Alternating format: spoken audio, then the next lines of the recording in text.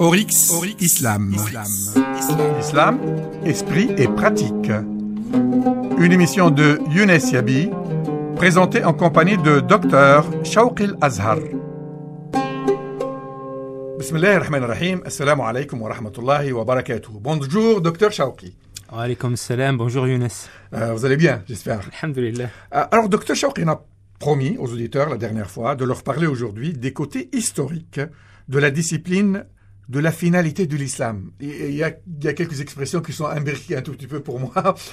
Moi, qui suis habitué à donner plus de clarté à mes élèves, à mes étudiants, je me trouve là devant, vous m'avez donné un titre qui mérite d'être un peu disséqué. Oui, donc on parle des finalités de l'islam, on parle des finalités de la charia. Oui. On peut utiliser les deux termes, parce qu'on l'avait dit déjà précédemment, islam et charia, c'est quasiment pareil. Il y a une petite nuance entre les deux. On l'avait relevé dans l'émission précédente, ou dans de précédentes émissions en tout cas. Donc effectivement, la semaine dernière, on avait parlé de l'approche des compagnons du prophète sallallahu alayhi wa sallam après sa mort, de leur manière quant à appréhender les textes et quant à appréhender leur contexte. Donc on avait commencé déjà de parler du processus historique de cette discipline en disant que cette discipline existait déjà implicitement dans l'ijtihad qui est le travail intellectuel qui était fourni par les premiers musulmans, mais que ça existait, cette méthodologie des finalités de l'islam, ça existait de manière spontanée. On a recours à l'ijtihad, on va dire les efforts l'ijtihad. On va recours à l'effort, à l'ijtihad en l'absence du texte ou du hadith? Non, pas forcément. L'ijtihad peut être un ijtihad quant à l'appréhension des textes, quant à la lecture des textes. Oui. L'ijtihad peut être à l'absence du texte quand on va extrapoler à partir du texte, ça s'appelle le qiyas. Oui. Et il y a d'autres formes aussi où on ne peut pas extrapoler à partir d'un texte précis et on va faire ce qu'on appelle l'istislah. Justement, ça touche la discipline des finalités. On va chercher le maslaha. Oui, l'intérêt. Donc, l'intérêt. Oui. Et bien sûr, quand on fait cet exercice de ijtihad qui s'appelle l'ijtihad al-istislahi, eh bien dans ce cas-là, ça ne veut pas dire qu'on fait une réflexion en dehors du texte ou loin du texte, mais en vérité la différence c'est que quand on fait l'ijtihad al-qiyasi, donc quand on va extrapoler à partir du texte, là on a un texte, c'est pour ça que la fois précédente j'avais parlé de shahadat al-asl.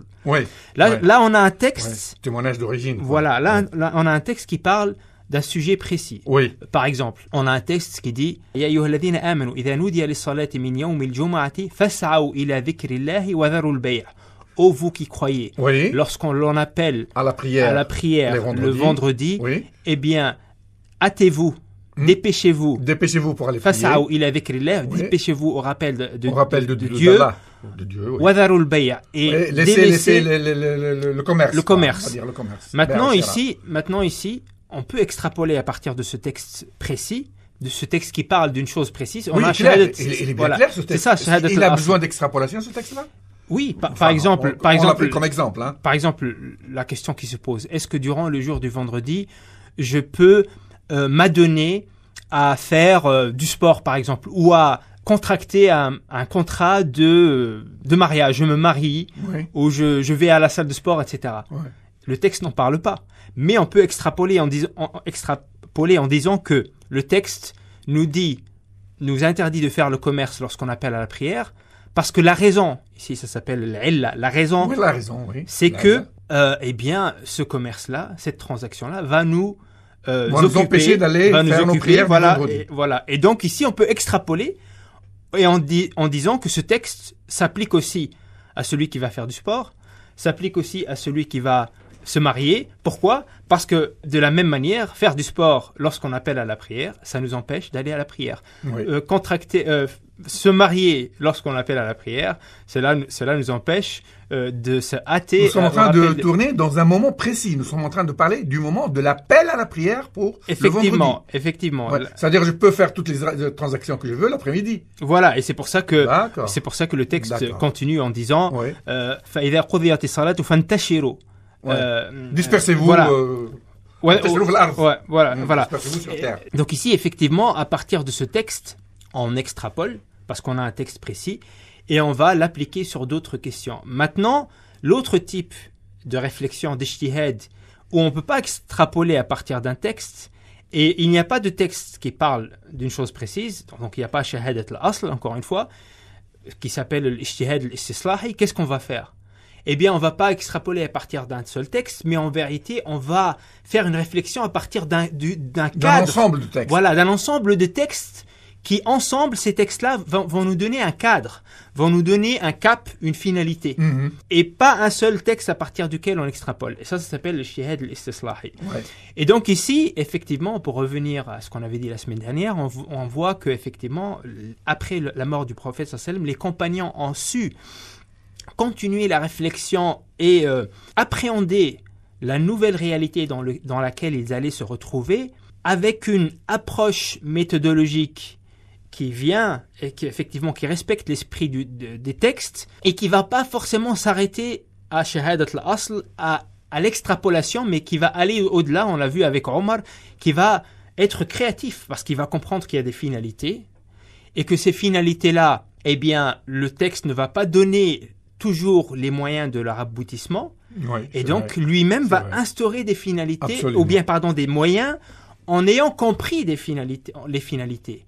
Et on a vu que c'était effectivement un ijtihad, un effort de raisonnement qui était très ouvert et qui était assez... C'est finalement le premier mujtahid de l'islam. Voilà, tout à fait.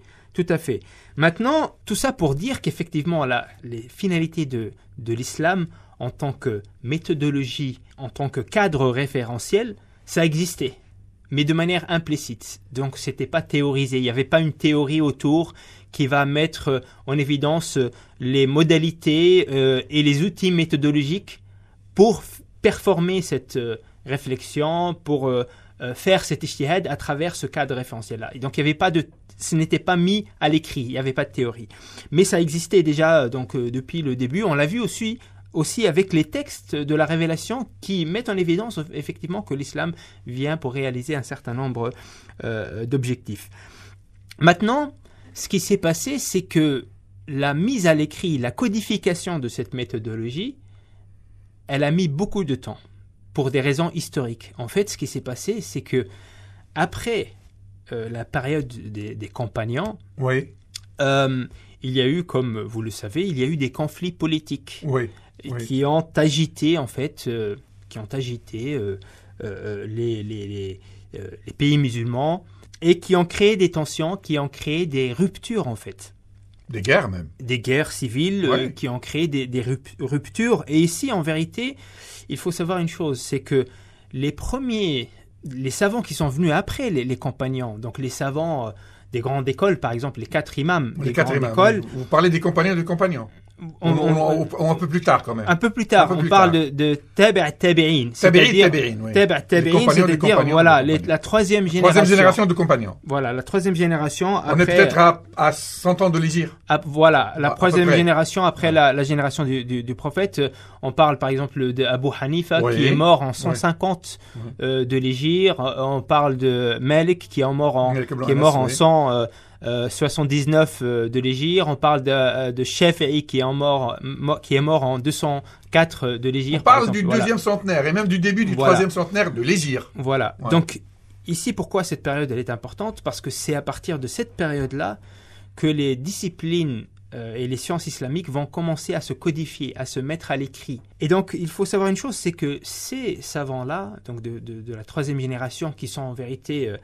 c'est à cette génération-là que les sciences vont... les bases et les fondements des sciences vont s'établir, que les écoles juridiques vont s'établir aussi. Oui, bien sûr.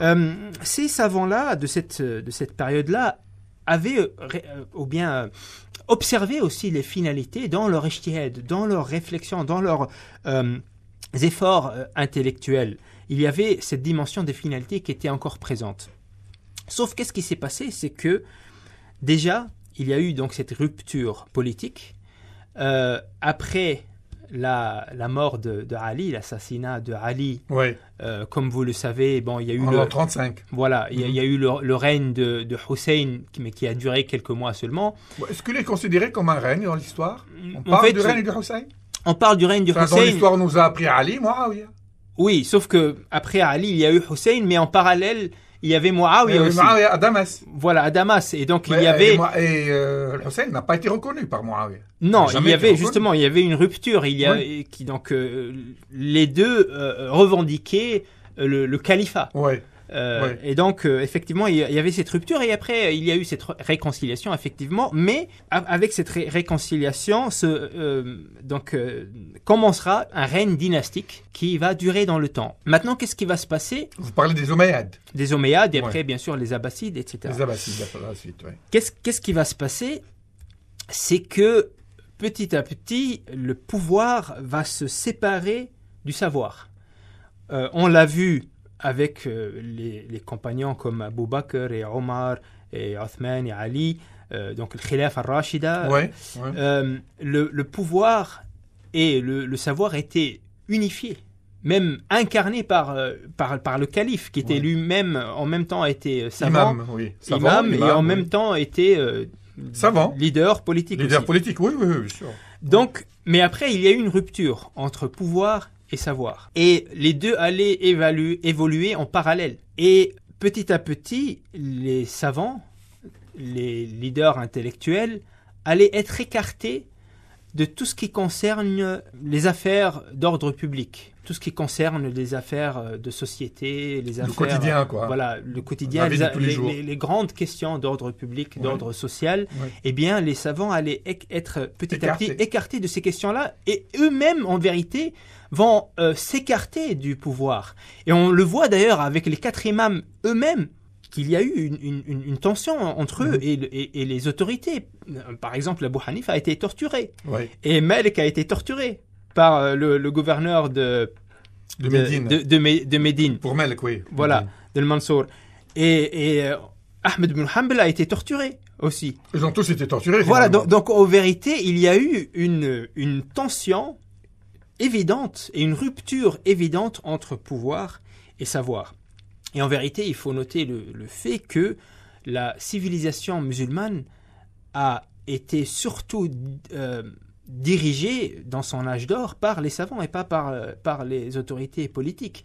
Mais il y a eu une rupture qui a fait qu'en vérité, petit à petit, les savants allaient être écartés des grandes questions d'ordre public, d'ordre social, et allaient petit à petit se focaliser sur des questions plus spécifiques, plus individuelles. Plus spirituel.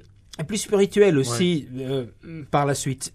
Et on voit par exemple que l'imam Malik, pendant des années, à la fin de sa vie, il ne sortait plus. Il n'allait même plus aux prières du vendredi et prier chez lui. Et prier chez lui, même les prières communes et même les genèses, etc.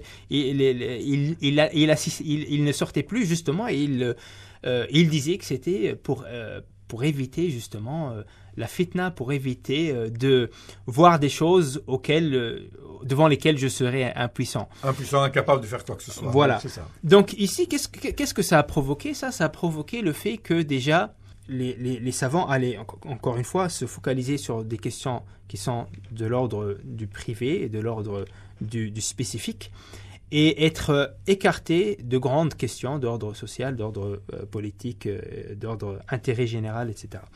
Maintenant, c'est à cette période-là que va commencer la codification de la méthodologie du fiqh. C'est à la même période. Donc vous notez bien que à une période où déjà la pensée musulmane allait commencer à être exclue d'une partie de la réalité humaine, c'est là qu'on va commencer à codifier la méthodologie. C'est là qu'elle va avoir plus d'importance. Voilà. Et donc ici, on va commencer à codifier la méthodologie. Bien sûr, cette codification de la méthodologie, comment appréhender les textes, comment appréhender le contexte, etc., va être poussée par la réalité aussi. C'est des besoins concrets qui vont pousser les savants à commencer à codifier la méthodologie. Et le premier qui va entamer cette codification, c'est Shafi'i, qui est mort en 204. Maintenant, qu'est-ce qui s'est passé après? C'est que à un moment donné de l'histoire, quelque part autour du 4e siècle de l'Hégire, les savants musulmans se sont plus ou moins mis d'accord, pas tous, mais la majorité, que désormais on va se contenter des 4 écoles et on n'a plus le droit de retourner directement au texte, au Coran ou à la Sunna et de les appréhender directement pour en déduire une réflexion, une opinion, etc. C'était désormais interdit. Et il fallait... Interdit ? Oui, interdit, bien sûr. C'est ce qu'ils disent clairement. C'est ce qu'ils disent clairement à partir du 4e siècle. On trouve plusieurs savants. Et on trouve Ibn Hazm, d'ailleurs, dans l'Ihkam, qui va... Vous parlez d'Ibn Hazm l'Andalousi. L'Andalousi, qui est mort au 5e siècle. Mort, il me semble... Voilà, c'est lui. Voilà, qui est mort au milieu du 5e siècle. Et qui va dédier tout un passage de son livre pour... s'opposer à ces gens-là, à ces gens justement des écoles qui disent que désormais on n'a plus le droit de faire le ijtihad. S'opposer à cette orientation-là. Cette orientation-là. Ouais. Et il évoque dans son écrit un certain nombre de savants du 4e siècle, notamment le Qushayri, qui effectivement qui ont dit que c'était interdit de faire l'ijtihad et qu'il fallait forcément passer par une école juridique et qu'il était interdit de retourner. Il fallait avoir entre soi et le texte de la révélation, un intermédiaire qui est l'école juridique. Et donc ici, à partir de ce moment-là, donc ici, voilà, comme j'ai dit, c'est la plupart des savants qui ont adopté cette position-là. Les Hanbalites initialement ont contesté cette position, mais...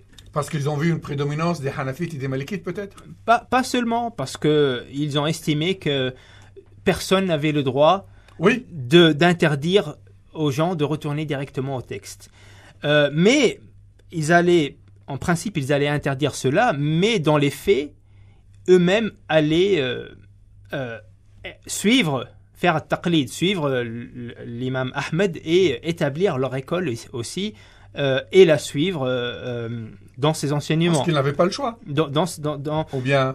De bonne volonté ou parce qu'ils n'avaient pas le choix ? Parce que c'était la réalité dominante. Ouais. La réalité dominante était que on n'allait plus faire d'ijtihad. Et donc, effectivement, tout cela a contribué, comme on le verra plus en détail peut-être la semaine prochaine. Sûrement. Tout cela a contribué au fait que, on revient aux finalités de l'islam, au fait que la discipline des finalités de l'islam a mis du temps à s'articuler théoriquement. Alors, les très nombreux auditeurs qui vous écoutent ont entendu la dernière phrase. Alors, lancez-nous déjà sur la prochaine émission. On parlera de quoi exactement ? Donc, on reprendra à partir de quoi ? Donc, la prochaine émission, on va essayer d'expliquer comment cet arrêt de l'ijtihad a fait que la mise en théorie des finalités de l'islam en tant que discipline a pris du temps et au final a fait que l'approche méthodologique quant à appréhender les textes, c'est plus ou moins figé durant l'histoire. Merci, Dr Shawqi Al-Azhar. On se retrouve donc vendredi prochain pour parler de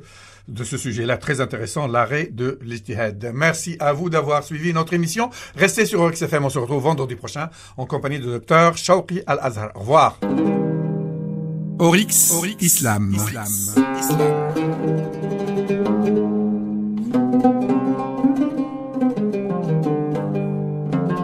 L'islam, esprit et pratique.